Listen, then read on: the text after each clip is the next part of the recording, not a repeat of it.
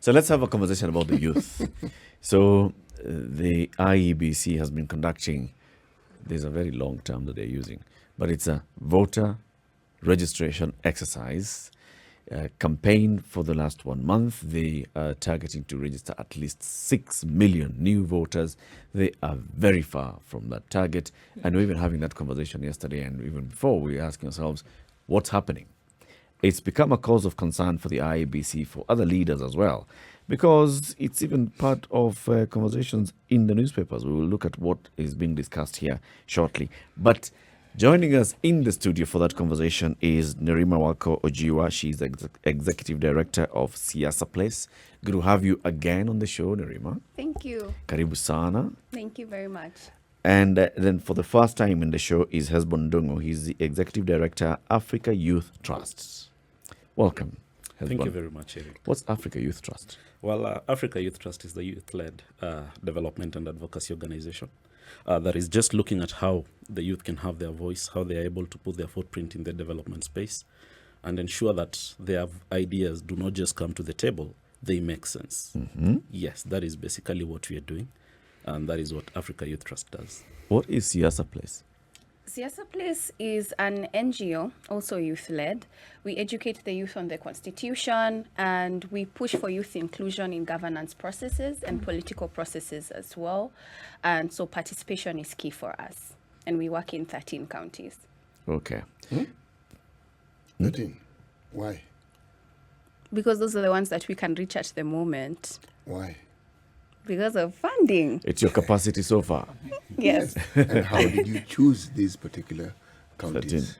It's the youth who invite us. We actually get letters from young people who feel that they are not engaged well by the county government and they would like us to intervene. So we get letters from the youth who request us to come into the county, and then we partner with those very youth who invite us. So essentially, these are young people who form themselves into groups. And so you work with these groups of young people within the counties. Absolutely. And the list of things that you say you help them to grow into are the same thing. So could one argue then that in all the 13 counties you work in, that it's a replication of the same values and the same subject matter, that, or is there a twist and turn depending on the peculiarity or the interest of that particular county? It's the same values, but then the methods and avenues are different. For Busia County, the youth groups decided to form a steering committee. But then for Kericho County, they formed the Kericho Youth Network, which is now a combination of about 50 youth groups coming together under one umbrella. While in Busia, they formed the committee now after engagement with us. And that's what the committee does, is follow up on the county budget processes. So we do public participation following the budget cycle, but then the methods that they utilize are different and the areas of issues are different. For Kericho, it's the schools. We're looking at abolition blocks and dispensaries. And then for Busia County, it's education and access to employment. So the issues are different. And your organization? Well, we have a reach in 13 as well. I don't know how it coincides. And of course, also regional. In the regional, we have projects that we're implementing in East and Southern Africa region. So basically what happens is we have country context, county and country context for each and every county and each and every county in the processes that we are, in the activities and the projects that we're implementing. So suffice to say for both that there's a touch on what's going on with youth in this country, whether it's social, economic, or political, right? I mean, that is clear, isn't it? Yes. Yeah. So what right now is the feeling? What is the attitude? Before we even get into the why and the what, what's the attitude or the feeling around what is happening in the country right now, politically, as concerns participation? I think I can take a stab at that one first, because we're conducting a survey which Africa Youth Trust also participated in. It's still in the drafting, but what we can see is the issues that are bothering young people right now. Number one was high taxes. And then number 2, it was unemployment. Then number 3, corruption. So even when you have conversations with youth, you would think with the media, it would be politics, but that's not their main. That's not their main. It's about how am I going to survive today? It's about how am I going to find employment? How am I going to be able to afford food? That's their right now. So even when we're engaging on the issues of politics and we're seeing the campaigning happening before the legally provided campaign period, it's a lot of noise. And it's a lot of noise very early. And that's why I'm not surprised with the turnout in terms of going to get their voters' cards, because it still feels very far away. August is too far away right now for me. I'm just trying to figure out December. And am I going to even be in Nairobi or at home, or are we going to travel? Not maybe. COVID, things just opened. People moved to a lot of other hustles, and a lot of people dropped out of school. Some are still trying to remain in school. So issues are different. I mean, it's curious when you say that among the most pressing needs from the youth, number 1 is tax. Yes. And then number 2, unemployment. Number 3, corruption. Yes. Explain the tax bit. Well, it's very simple, because even for me, I have a 11-month-old, and I felt when the formula jumped up, I felt it. Or even when we talk about food, a lot of people are looking at it as not just paying taxes as income tax, because a lot of us are not paying that kind of tax. They're looking at it as the value-added tax. Even when we look at our foods or the kind of prices, when we look at cooking oil, there's a lot of complaints there. When we look at the price of unga, there's a lot of complaints there, bread. So even the difference of 10 shillings, it is felt. Yes. And there's even the complaints of electricity, power being too high. I've been having discussions with people how they are now finding other ways to pay for power, and I look dumb for actually paying for power. And so those are kind of the conversations people are having, because they're trying to find other ways of saving, because they just don't have the money to be talking about wasting. I said I found it curious because, as you've explained it, it's high cost of living.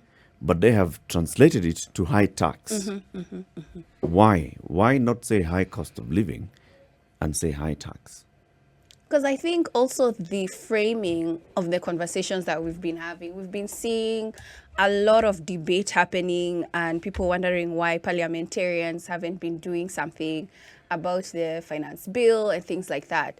So I'll say that there's a bit of an interpretation issue in terms of understanding the differences between high cost of living and high tax, but it's just easier to frame it as high tax as compared to the high cost of living. Because if they look at their lifestyles, they don't necessarily say that it's high costing. People don't live in their own houses, it's rented spaces, and a lot of people are sharing those spaces, so they wouldn't even equate it to this living of mine is high cost.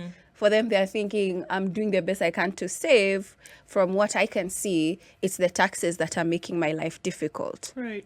Ndungu, where are these conversations happening, and in what spaces are we looking at here? Or is it the same thing from you that, the politics is, let it just be over here for now, and let me deal with these other issues right now. We'll talk about who you want to be the leader of the country when the time has come.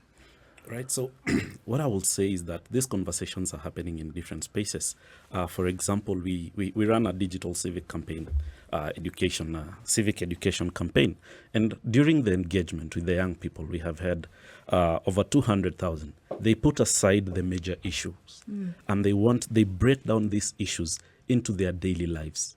You see, for us to get to a point where we have a team of young people that form 75%, and out of the 75%, 70% is disillusioned, and just very highly disillusioned, then it tells you the situation as is in this space.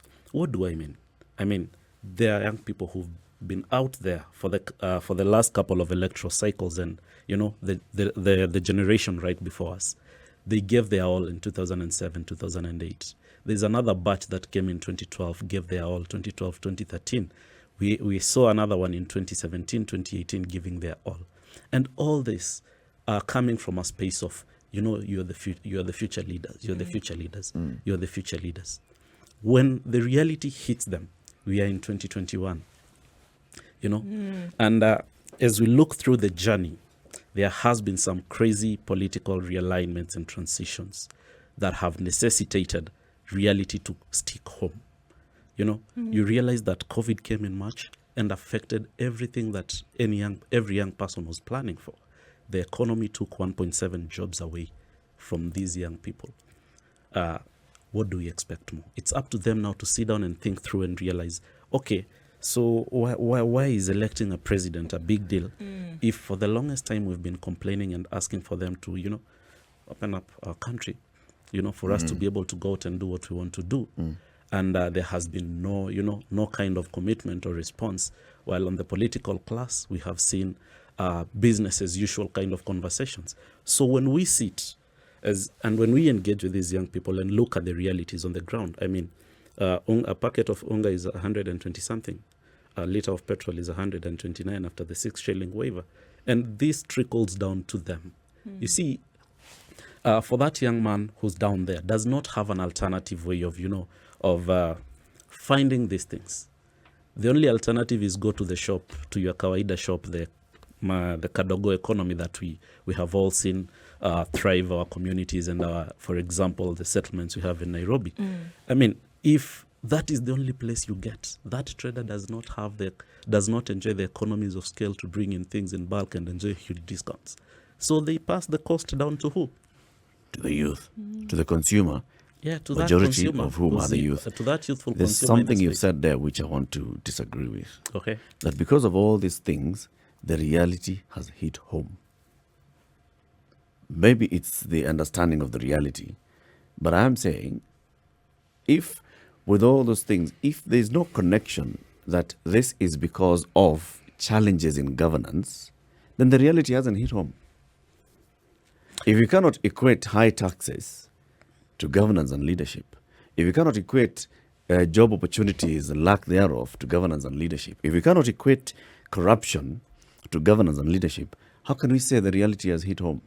I want to think, and maybe you will correct me, and Bonamuga and Nerima will also add if I am wrong. Reality has hit home. Right now, we see more young people coming out to question in terms of responsiveness of the public services that they are getting, because we've had the conversation about medical services, health, education, and of course the high debt that we're experiencing as a country as a result of borrowing for infrastructural development. So that is the awakening that we're talking about when we say reality has hit home. How does that awakening manifest? Well, when you if people are not participating in political spaces, if we are talking about the same way we are explaining and saying that, so you wanting to become a president does not really affect me. Why should I really be bothering about you becoming a president? I'll think about you in July next year, just a month to the election. That's why I'm losing the conversation here. Different spaces. That there's reality sinking in, and there is apathy towards electing better leadership. Well, you've brought in a very strong word that I thought I will also talk about, and that is in apathy. And when we talk about apathy, we are talking about what I introduced the conversation with, disillusionment. These people have realized that we've just been a platform. We've just been there for a stepping stone towards each and every other conversation or electoral cycle. And the answer or the opposite word of apathy for me would be jobs. Do we all take note of that? What has been missing is how the government is able to kill the apathy bit of it by introducing opportunities that will ensure that these young people get a livelihood, because that is what we are all missing. That is what we are all struggling for. That is why we wake up every morning to go out and position ourselves or do whatever it is we are going to do so that we bring in something back at home.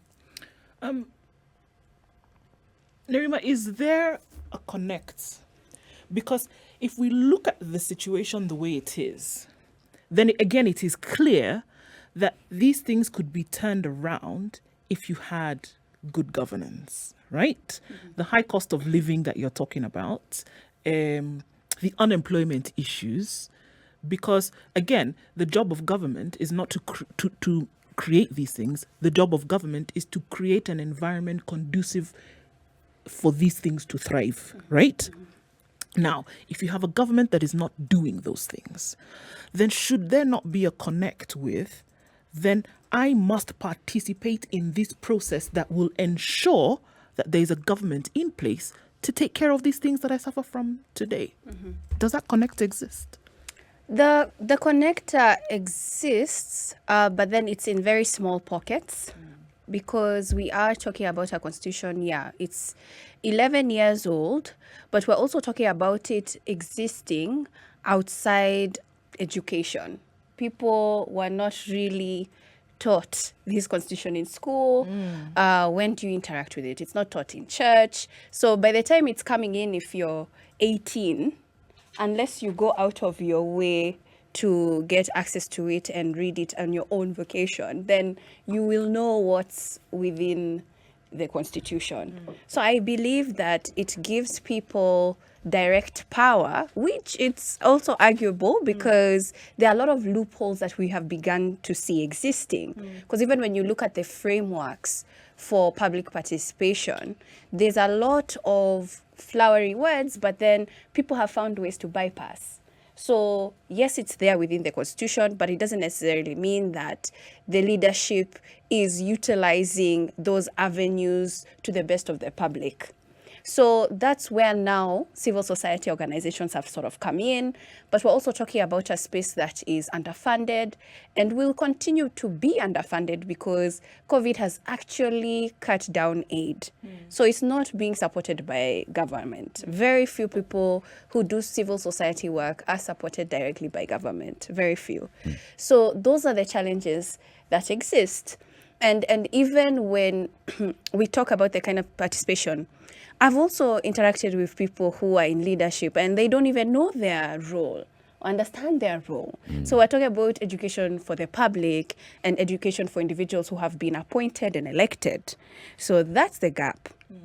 And it's something that as we continue to do the work that we do and there's more awareness, then we'll begin to see change. Because something as simple as Article 35, which is access to information, we have written letters to receive public information from, say, a county government, and we have been met with force, where they're like, no, we're not going to let you have that access. What do you mean? What do you want it for? Yeah. You know, so even that aspect of understanding transparency, accountability is a whole culture shift and change. And even when we talk about young people's engagement, let's remember, I've been in counties where youth will not speak at a forum until you ask, okay, this forum is for you, why are you not speaking? And I've had a young man come and tell me, I'm not 35 yet. You know, when I'm 35 and over, I am considered now an elder because now I have children, I have my own boma. So now I can discuss issues of community. But as long as I am young, it is not my place. And so when you have that aspect of culture, where even in African culture, we look at elders for advice, for leadership. Even with our politics, the Council of Elders, they play a massive role. And then we're here saying with the Constitution, no, everybody has an opportunity. Nerima, Yes. do this Council of Elders really play a major role? Yes, they do. Otherwise, we wouldn't be wearing funny costumes. We wouldn't be watching politicians trying to impress them and going and sitting on little stools with 3 legs saying that they're elders if they were useless. Let me ask you, so which group makes the other relevant? Between the politician and the And the elders, The yes. elders.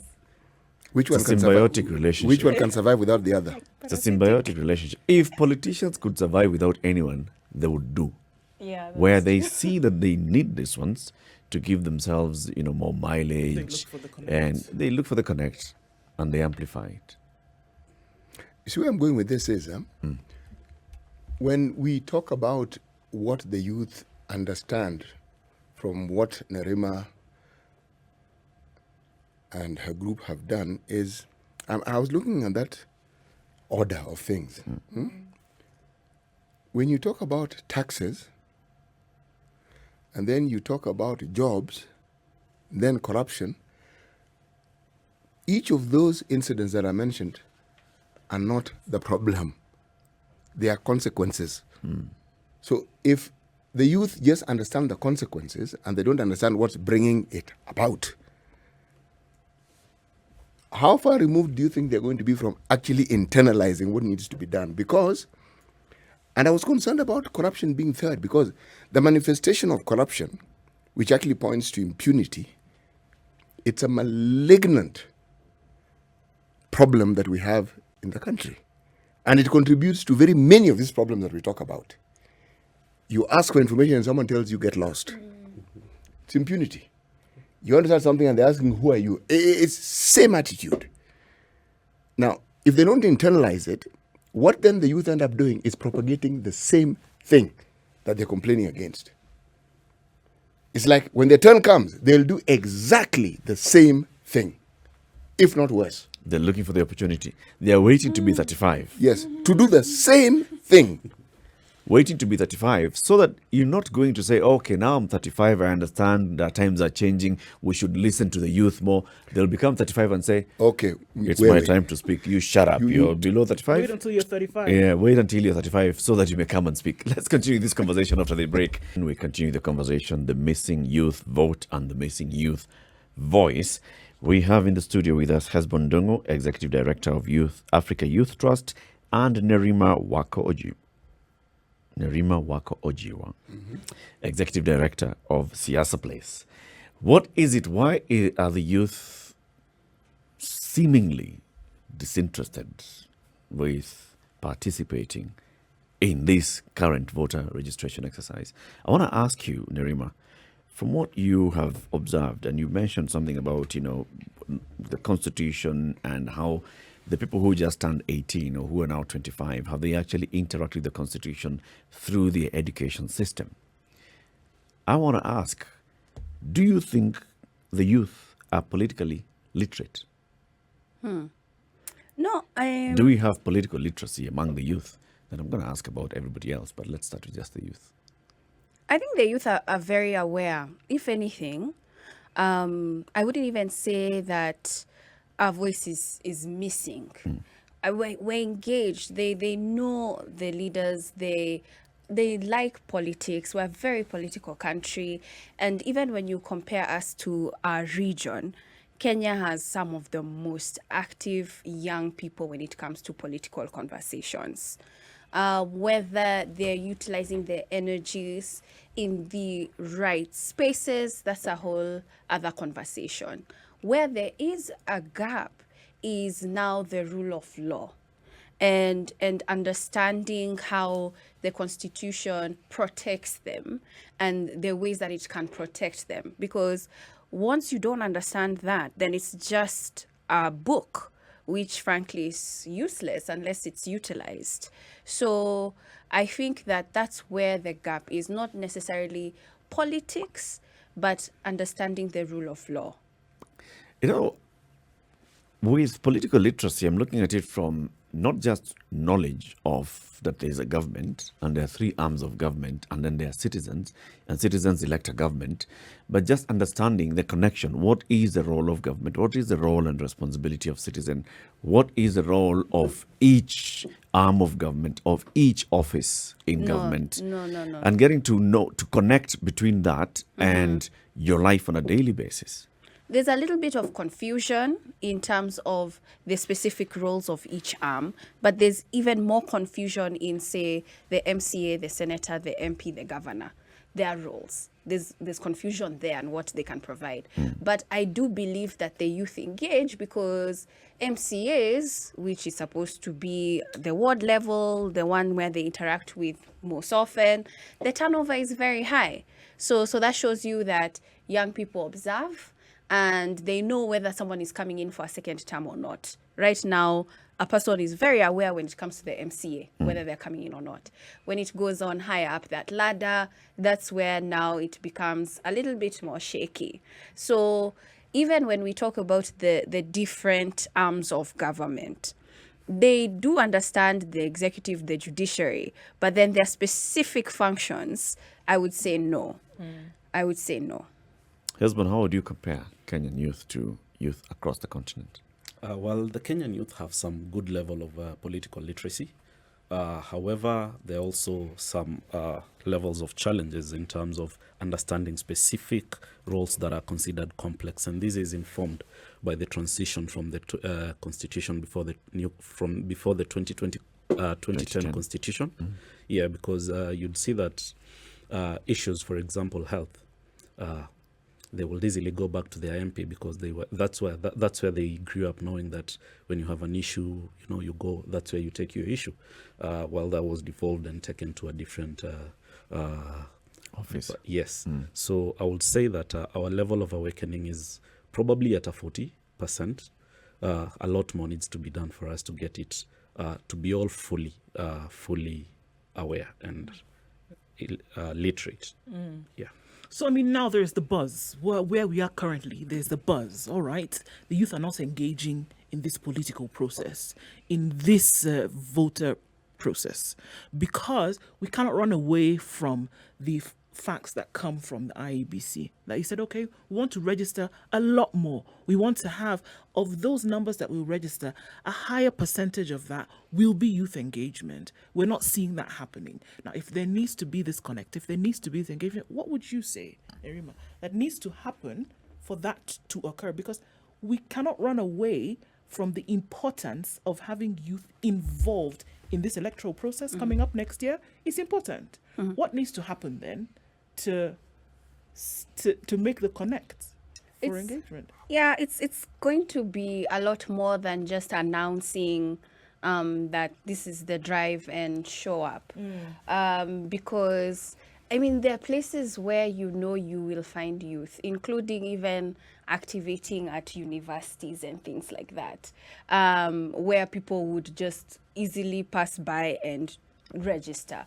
But also, IBC has been talking about this drive, but then have they been doing a good job in terms of sharing the communication of how, okay, this is now, it's important. And, there's a way that campaigns can be done where it's so repetitive and in your face and all over, where you're like, okay, this is the time, this is now when I need to do Gotta it. do this. But it's not happened that way. And then also, we're talking about, we're asking where the youth not going yet, but we also forget that we're also a country where we pay taxes on the exact dead day, the last day. I mean, even things have to be extended. Everything that government says we need to do, they extend, including things that were illegal, like Huduma number. So we never really do anything early. And we don't have that early bird kind of registration. So even culturally, I believe that's why I'm saying toward closer to August is when we're going to see now sort of that drive or peak for people to go register. But also, why? Right now we've been seeing a lot of difficulties. We've been talking about COVID. We've been talking about the economy. I mean, really, I need to be concerned about elections right now. I mean, my voter's card right now. No, not really. I don't think it's a priority for many. So many are still debating, am I even going to vote? But we have to move away from youth are not engaging. There are a number of youth who are engaging right now as we speak. Even when we look at political parties, the parties that I know the people who handle the social media handles, and majority of them are not over 30 years old. When we talk about the campaign teams, I deal with PAs all the time. Majority of them, again, are youth. When we talk about people who do a lot of the mobilizing in these political parties, it is the youth. So there are youth who are engaged throughout the process, throughout the year, behind the scenes doing a lot of the work. It's not that all the youth have taken a backseat when it comes to the political engagement in our country at this time. There are a number who are very involved, and if it wasn't for them, there wouldn't be any activities when we talk about politics today. Nerima, a two-pronged question, and dovetailing on what you're saying. Do you think, Hesborne, you as well, Do you think the youth actually take themselves seriously?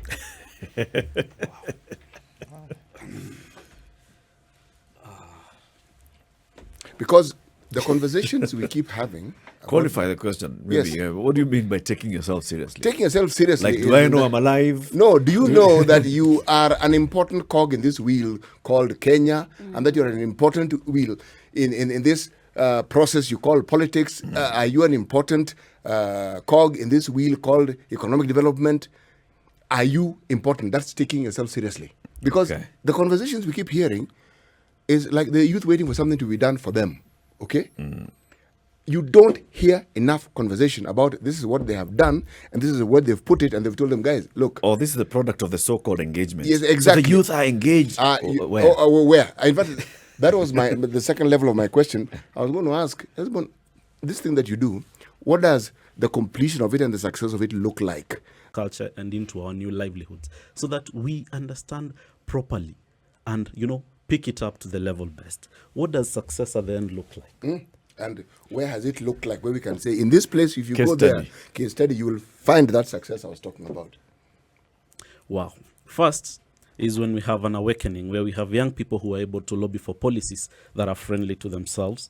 And I would want to give a good scenario that we have achieved as the youth serving organizations in Kenya, when we had somebody appointed to the board of NEA, National Employment Authority, and the team came up and did a petition, and the petition was the revocation of that, so that a more suitable young person could have been given the opportunity. It's work in progress as well for that, but that one bit was one of the key success. Hesborne, let me explain to you why I asked that question, okay? All right. Nerima? What percentage of the population of this country, Kenya, are referred to as youth? 75%. Precisely. Now, meaning majority. Doesn't matter what you do, they are the vast majority. Of this 75%. Absolute majority. Thank you, Eric. Absolute. 75%, that's A. But, now, of this percentage, what percentage would you say are of the age where they can actually vote? 18 and above. Yes. Let me even give it 50%. Okay, just for purpose of discussion, all right? We have a system in this country where when somebody becomes president, they have to be elected and they have to get 50 plus 1% of the votes that are cast, isn't it? Now, the guy gets 50% of the vote. Total vote, 17 million, he gets 50%. They become president. Of that vote that we are speaking about, we are saying people who fall in the category of youth comprise even over 50% of that vote already. Meaning, you are a serious lobby group, in theory. When you take yourself seriously, you look at your strengths and you put it into operation. The participation of all the ills that you see, from where I sit, the youth have helped perpetrate and accentuate the positions that they keep lamenting about. You know why? The leaders that we choose are just people, they're just regular human beings with regular mistakes and regular weaknesses. But in the absence of the support that the large groups of young people give them, the support of what young people keep seeking from them, do you really think if social media didn't exist, these young people you are saying are employed would have been employed by people in leadership? My age can't have no clue about these things. We are not sure whether it is, what's Erasmus's real name? Instagram. Okay, Instagram. Okay. Facebook, we've gotten to understand. This other one we use every day, Netflix. What's it called? WhatsApp. Yes, WhatsApp. See? Now there's TikTok. Now there's TikTok. Okay. It's not a clock. Yes, and you're saying, so what time is on the TikTok? They say it's not really a clock. It's now, the power of social media is profound. So anybody who's in that space and the role they play ought to also be profound. But is it? It isn't.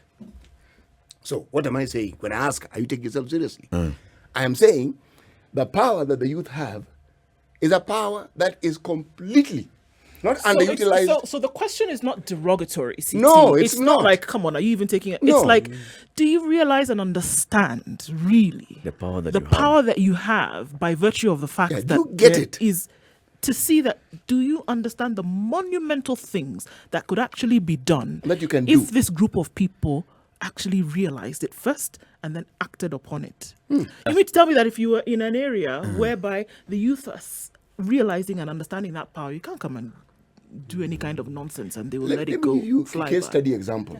You know, Central Kenya is such a big issue when it comes to elections. Numbers. There's also something else, City. Eh, The grouping of that demographic. eh, Okay? In our system, yes. how do we group ourselves? We don't group ourselves by the demographic of age. You know, we don't group ourselves by the demographic of social status. Well, now this current conversation, the current political space is trying to bring that, and it's being fought back into no, you can't divide the country between the rich and the poor. No, that's very dangerous for the country.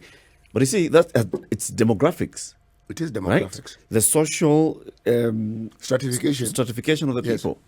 We don't do that in terms of youth and non-youth.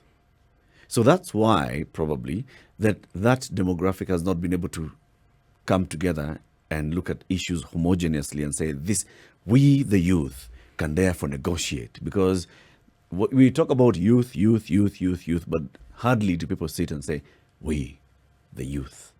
It is we Nairobi, we urban, we Mount Kenya, we Luo, We middle class. Educated. and then we start calling ourselves educated, middle class. Class. We have a job, we're earning a salary, we are urban. And these guys are shags people. And we are driving a Subaru. And we are driving us. That's it.